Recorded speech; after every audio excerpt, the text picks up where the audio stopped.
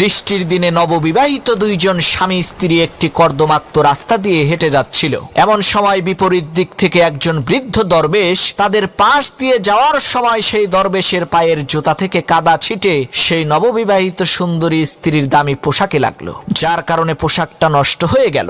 স্ত্রীর পোশাকের এই অবস্থা দেখে স্বামী বেচারা সহ্য না করতে পেরে প্রচন্ড জোরে একটা থাপ্পড় মেরে সেই বৃদ্ধ দরবেশকে কাদার মধ্যে ফেলে দিল। এমন সময় সাথে সাথে নববিবাহিত সেই স্বামীর মাথার উপরে বিকট শব্দে আকাশ থেকে ঠাটা পড়ল। এতে করে তৎক্ষণাৎ সেই নববিবাহিত স্বামী বেচারা মারা গেল। তখন সেই স্ত্রী কেঁদে কেঁদে দরবেশকে বলতে লাগলো, হুজুর, আপনার বদদোয়ার কারণেই আমার স্বামী মারা গেল, আপনি আমার স্বামীকে বদদোয়া দিলেন কেন? তখন সেই দরবেশ বলল, মাগো, আমি তোমার স্বামীকে বদদোয়া দেইনি, তুমি আগে বলো আমার পা থেকে কাদা ছিটকে তোমার স্বামীর গায়ে লেগেছিল নাকি? তখন সেই স্ত্রী বলল, না, আমার স্বামীর গায়ে কাদা লাগেনি, বরং আমার গায়ে লেগেছিল। তখন দরবেশ বলল, তাহলে তোমার স্বামী আমাকে থাপ্পড় দিল কেন?